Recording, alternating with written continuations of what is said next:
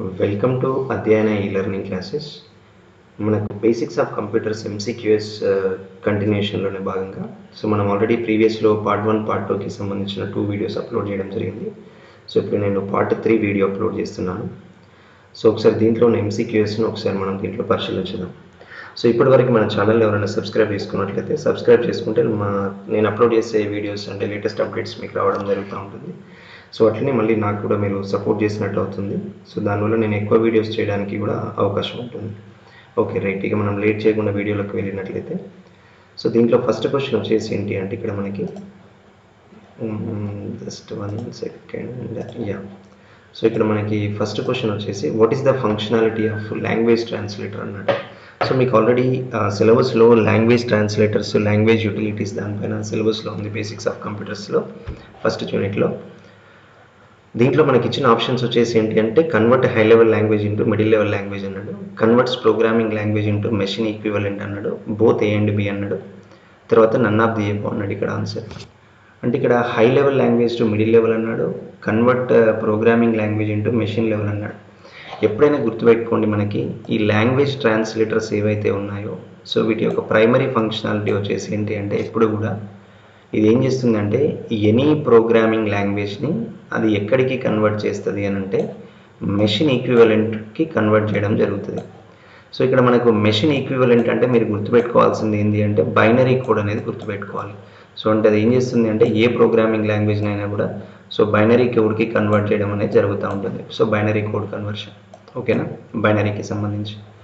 ఇది language translator యొక్క main concept. Okay, any programming language, right, any programming language is converted to the machine equivalent అన్నట్టు. కాబట్టి ఇప్పుడు మనకి ఫస్ట్ క్వశ్చన్కి ఆన్సర్ ఏమవుతుంది అంటే B is the right answer అనేది మీరు గుర్తుపెట్టుకోవాలి. ఫస్ట్ క్వశ్చన్కి ఆన్సర్ వచ్చేసి బి. ఇప్పుడు మనం బిని రైట్ ఆన్సర్ కింద గుర్తించాల్సి వస్తుంది. ఇక తర్వాత సెకండ్ క్వశ్చన్ వచ్చేసి ఏంటి అంటే what is the use of assemblers అన్నాడు. మరి అసెంబ్లర్స్ యొక్క యూజ్ ఏంటి అని అడుగుతున్నాడు ఇక్కడ. మనకి ఇచ్చిన ఆప్షన్స్ ఏంటి అంటే కన్వర్ట్ ఇన్పుట్ టు అవుట్పుట్ అన్నాడు. ఇది ఎట్ ఎనీ కాస్ట్ మనకు కాదు, ఎందుకంటే అసెంబ్లర్కి ఇన్పుట్ అవుట్పుట్కి అసలు లింక్ అనేది ఉండదు. Convert machine code to the high level code అన్నాడు. ఎప్పుడైనా కోడ్ హై లెవెల్ నుంచి మెషిన్ కోడ్కి కన్వర్ట్ అవుతుంది, కానీ మెషిన్ కోడ్ నుంచి హై లెవెల్ కోడ్కి కన్వర్ట్ అవ్వడం అనేది జరగదు. తర్వాత సి ఆప్షన్ వచ్చేసి ఏంటి అంటే assembly language to the machine language అన్నాడు. ఎస్, అసెంబ్లర్ యొక్క మెయిన్ డ్యూటీ ఏంటి అంటే అసెంబ్లర్ లాంగ్వేజ్ ఎప్పుడైనా ఏం చేస్తుంది అంటే అసెంబ్లీ లాంగ్వేజ్ని మెషిన్ లాంగ్వేజ్కి కన్వర్ట్ చేయడం అనేది జరుగుతూ ఉంటుంది. ఇది రైట్ ఆన్సర్. కాబట్టి ఇప్పుడు సెకండ్ క్వశ్చన్కి కరెక్ట్ ఆన్సర్ వచ్చేసి ఏంటి అంటే now C is the right answer.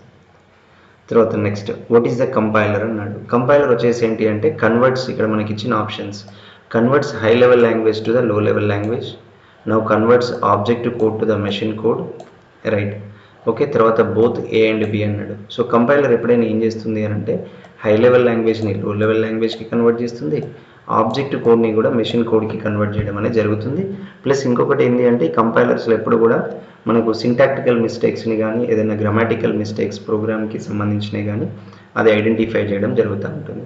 కాకపోతే ఇక్కడ మనకి ఇచ్చిన 2 ఆన్సర్స్ ఇవి రైటే కాబట్టి ఇప్పుడు థర్డ్ క్వశ్చన్కి ఆన్సర్ ఏంటి అంటే C is the right answer కింద మనం గమనించాల్సి వస్తుంది. ఇక తర్వాత నెక్స్ట్ వచ్చేసి వాట్ ఈజ్ ఇంటర్ప్రెటర్ అన్నాడు. ఇంటర్ప్రెటర్ అంటే ఏం చేస్తుంది అని అంటే ఎప్పుడు కూడా ప్రోగ్రామ్స్ని ఇది ఏం చేస్తుంది అంటే interpreter is one type of program. ఇది ఏం చేస్తుంది అంటే వేరే ప్రోగ్రామ్ని డైరెక్ట్గా ఎగ్జిక్యూట్ చేయడం అనేది జరుగుతూ ఉంటుంది. మనకు డైరెక్ట్ ఎగ్జిక్యూషన్ అనేది ఉంటుంది ఇక్కడ. అంటే it is a program execute other programs directly. ఇప్పుడు ఇది మనకి ఏ ఆప్షన్ రైట్ ఆన్సర్ అవుతుంది. తర్వాత ఇంకొకటి ఏంటి అంటే ఇంటర్ప్రెటర్ ఎప్పుడు కూడా ఇది కోడ్ ఎట్లా ఎగ్జిక్యూట్ అవుతుంది అంటే లైన్ బై లైన్ ఎగ్జిక్యూట్ అవ్వడం అనేది జరుగుతూ ఉంటుంది. Code is executing line by line. అంటే ఇప్పుడు మనకి ఇక్కడ బి కూడా రైట్ ఆన్సరే. కాబట్టి ఇప్పుడు ఓవరాల్గా ఫోర్త్ క్వశ్చన్కి ఆన్సర్ వచ్చేసింది అంటే C is the right answer. ఇది బోత్ ఏ అండ్ బి. సిని మనం కరెక్ట్ ఆన్సర్ కింద గుర్తించాల్సి వస్తుంది. తర్వాత నెక్స్ట్ వచ్చేసి ఏంటి అంటే what is the functionality of utility programs అన్నాడు. అంటే యూటిలిటీ ప్రోగ్రామ్స్ అనేది ఎప్పుడు కూడా ఏముంటుంది అంటే సిస్టమ్కి రిలేటెడ్గా ఉంటుంది. అంటే ఇంటర్నల్గా మనకు ఫస్ట్ ఇక్కడ మనకు హైరార్కీ వచ్చేసి ఎప్పుడైనా ఎలా ఉంటుంది అంటే ఫస్ట్ ఇక్కడ హార్డ్వేర్ ఫంక్షనాలిటీ ఉంటుంది. దీని తర్వాత కెర్నల్ అని ఉంటుంది. ఇక్కడ మనకు ఆపరేటింగ్ సిస్టంలో కెర్నల్స్ ఉంటాయి. జనరల్గా మీ దాంట్లో ఉన్న కంప్యూటర్ సైన్స్ బ్యాక్గ్రౌండ్ వాళ్ళు ఉంటే మీకు ఇది ఐడియా ఉంటుంది. కెర్నల్ తర్వాత నెక్స్ట్ వచ్చేసి ఏంటి అంటే ఇక్కడ మనకు లాంగ్వేజ్ యూటిలిటీస్ అని ఇక్కడ రావడం జరుగుతూ ఉంటుంది. యూటిలిటీస్ ప్రోగ్రామ్స్ అనేది దీంట్లో రావడం జరుగుతుంది. ఇట్లా హైరార్కీ అనేది జనరేట్ అవుతూ ఉంటుంది. అయితే ఈ యూటిలిటీస్ అన్నీ కూడా ఎప్పుడు ఏం చేస్తాయనంటే ఇది వచ్చేసి used for management of a computer, అంటే కంప్యూటర్ యొక్క టోటల్ మేనేజ్మెంట్ని ఇది మానిటరింగ్ చేయడం జరుగుతుంది. సిస్టమ్ మెయింటెనెన్స్ని కూడా ఇది అబ్జర్వ్ చేస్తూ ఉంటుంది.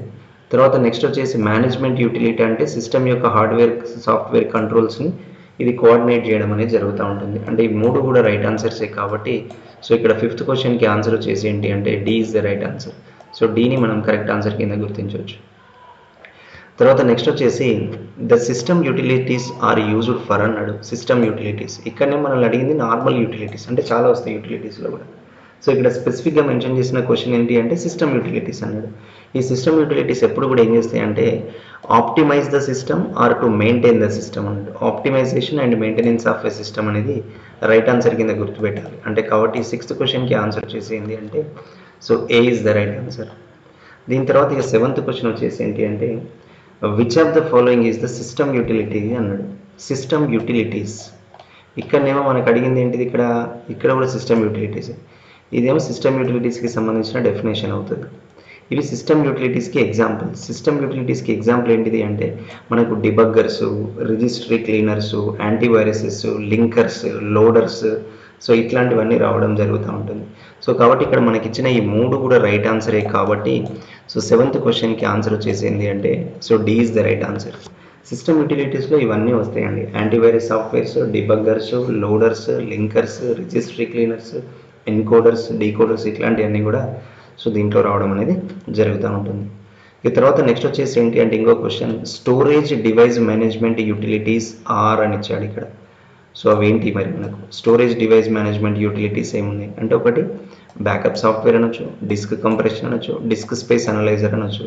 అంటే ఇక్కడ మూడు రైట్ ఆన్సర్సే కాబట్టి ఇక్కడ ఈ క్వశ్చన్కి ఆన్సర్ వచ్చేసి ఏంటి అంటే సో ఇది ఆల్ ఆఫ్ ది ఎబో అనేది రైట్ ఆన్సర్. సో ఎయిత్ క్వశ్చన్కి ఇప్పుడు మనకు ఆన్సర్ వచ్చేసి ఏంటి అంటే so D is the right answer కింద గమనించాల్సి వస్తుంది. సో డీని మనం ఆల్ ఆఫ్ ది ఎబో అనొచ్చు. So all of the above is the right answer వాటికి సంబంధించి. ఈ తర్వాత నెక్స్ట్ వచ్చేసి ఏంటి అంటే ఇక్కడ మనకి which of the following is the system software అన్నాడు. సిస్టమ్ సాఫ్ట్వేర్ అంటే మనకు అప్లికేషన్ సాఫ్ట్వేర్ కాకుండా అంటే యూజర్ సపోర్టింగ్ కాకుండా మిగతావన్నీ కూడా మనకి వీటిని సిస్టమ్ సాఫ్ట్వేర్ కిందనే కన్సిడర్ చేయాల్సి వస్తుంది. సిస్టమ్ సాఫ్ట్వేర్ అంటే ఆపరేటింగ్ సిస్టమ్ సాఫ్ట్వేర్ కిందకే వస్తుంది. లాంగ్వేజ్ ప్రాసెసర్స్ అవే ఉంటాయి, డివైస్ డ్రైవర్స్ కూడా దాంట్లోకే వస్తాయి. సో కాబట్టి ఇక్కడ which of the following is the system software అంటే so D is the right answer. అంటే మనకు నైన్త్ క్వశ్చన్కి ఆన్సర్ వచ్చేసి ఏంటి అంటే సో డి అనేది కరెక్ట్ ఆన్సర్ కింద గుర్తించడం జరుగుతుంది. ఇక మనకు 10th క్వశ్చన్ వచ్చినట్లయితే వాట్ ఈజ్ అప్లికేషన్ సాఫ్ట్వేర్ అన్నాడు. సో ఇది అప్లికేషన్ సాఫ్ట్వేర్ ఏం చేస్తుంది అని అంటే ఇక్కడ ఆప్షన్స్ ఇవ్వడం జరిగింది. ఇంటరాక్ట్స్ విత్ సిస్టమ్ అన్నాడు, తర్వాత నెక్స్ట్ వచ్చేసి ఇంటరాక్ట్స్ విత్ యూజర్ అన్నాడు, బోత్ ఏ అండ్ బి అన్నాడు, నన్ ఆఫ్ ది ఎబో అన్నాడు. సో ఇక్కడ 10th క్వశ్చన్కి యాక్చువల్గా ఆన్సర్ వచ్చేసి ఏంది అని అంటే B is the right answer. Okay, B correct answer. But ఇక్కడ బై మిస్టేక్లో ఇది బోల్డ్లో పడింది బోత్ ఏ అండ్ బి అనేది. సో ఇది రాంగ్ ఆన్సర్. 10th క్వశ్చన్కి what is the application software అంటే సో అప్లికేషన్ సాఫ్ట్వేర్ ఇది ఎప్పుడైనా ఏం చేస్తుంది అంటే it always interacts with user. ఇది యూజర్తో మాత్రమే ఇంటరాక్ట్ అవ్వడం అనేది జరుగుతూ ఉంటుంది. అప్లికేషన్ సాఫ్ట్వేర్ అంటే యూజర్, ఇక్కడనేమో మనకి యూజర్ ఉంటాడు, ఇది user to application software and application software to user, ఇట్లా ఇంటరాక్షన్స్ అనేది కూడా సో దీంట్లో రావడం అనేది జరుగుతూ ఉంటుంది. But B is the right answer. So ఇది మనకు జనరల్గా పార్ట్ 3లో నేను మీకు అందించే బేసిక్స్ ఆఫ్ కంప్యూటర్స్కి సంబంధించిన ఎంసీక్యూఎస్. అయితే ఇప్పుడు దీంట్లో మీకు వచ్చేసి ఏంటి అంటే మనకు టీఎస్పీఎస్సీ జూనియర్ అసిస్టెంట్కి సంబంధించి ఒకటి బేసిక్స్ ఆఫ్ కంప్యూటర్ ఉంది, తర్వాత నెక్స్ట్ వచ్చేసి ఏంటి అంటే మనకి ఎంఎస్ ఆఫీస్కి సంబంధించి ఉంది, తర్వాత next internet and networking and ఇంటర్నెట్కి సంబంధించి ఉంది, తర్వాత నెక్స్ట్ డేటాబేస్ కాన్సెప్ట్స్ అనేది ఉండడం జరిగింది. అంటే మొత్తం 4 చాప్టర్స్ ఉన్నాయి కదా ఇక్కడ. సో బేసిక్స్ ఆఫ్ కంప్యూటర్స్ అంటే ఇప్పుడు మనం ఫస్ట్ ఎంసీక్యూఎస్ని ఇక్కడ బేసిక్స్ ఆఫ్ కంప్యూటర్స్లో మీకు అందిస్తున్నాను, తర్వాత ఎంఎస్ ఆఫీస్కి సంబంధించిన ఎంసీక్యూఎస్ అప్లోడ్ చేస్తాను, తర్వాత ఇంటర్నెట్ అండ్ నెట్వర్క్కి సంబంధించినవి, తర్వాత డేటాబేస్ కాన్సెప్ట్స్కి సంబంధించినవి కూడా ఈ వీడియోస్ అప్లోడ్ చేస్తాను. అంటే ఇప్పుడు నేను ఏం చేస్తున్నాను అంటే ఒక్కొక్క పార్ట్లో 10 క్వశ్చన్స్ ఇస్తున్నాను. అంటే ఈచ్ పార్ట్లో మీకు 10 క్వశ్చన్స్ ఇస్తున్నాను. ఈచ్ పార్ట్లో 10 క్వశ్చన్స్ అంటే ఇప్పుడు మనకి బేసిక్స్ ఆఫ్ కంప్యూటర్స్లో మనకి ఎన్ని అంటే 3 పార్ట్స్ అయిపోయినాయి. అంటే 3 పార్ట్స్ అంటే ఇండైరెక్ట్గా 3 × 10 అంటే ఇప్పుడు మీకు ఆల్రెడీ 30 మోస్ట్ ఎక్స్పెక్టెడ్ నేను ఎంసీక్యూఎస్ క్వశ్చన్స్ మీకు అందించాను. నేను ఎట్లా ప్లాన్ చేస్తున్నాను అంటే ఇక్కడ 4 పార్ట్స్ ఉన్నాయి కదా, ప్రతి పార్ట్లో నేను మీకు వచ్చేసి ఏం చేస్తున్నాను అంటే ఒక 50 క్వశ్చన్స్ వరకు ఎంసీక్యూఎస్ అందివ్వడం జరుగుతూ ఉంది. అంటే ఈచ్ పార్ట్లో మీకు 10 క్వశ్చన్స్, అట్లా మనకు 4 చాప్టర్స్ కదా, మొత్తం 4 చాప్టర్స్. అంటే ఈచ్ చాప్టర్లో మీకు ఒక 50 క్వశ్చన్స్ వరకు నేను ప్లాన్ చేస్తున్నాను అట్లా. అంటే మనకి 4 చాప్టర్స్ ఇంటూ 50 అని అంటే సో మనకి ఓవరాల్గా మీకు ఒక 200 బిట్స్ కవర్ అవుతాయండి ఇక్కడ. ఇప్పుడు మన ఈ యూట్యూబ్ ఛానల్లో మీకు ఒక 200 బిట్స్, మన అధ్యయన ఈ లెర్నింగ్ ఛానల్లో మీకు ఒక 200 MCQS బిట్స్ని యాజ్ పర్ ద TSPSC సిలబస్కి సంబంధించి కొద్దిగా మోస్ట్ ఎక్స్పెక్టెడ్ క్వశ్చన్స్ని అంటే కొన్ని ప్రీవియస్ పేపర్స్ వీటన్నిటిని కంపేర్ చేస్తూ సో మీకు అందివ్వడం జరుగుతూ ఉంటుంది.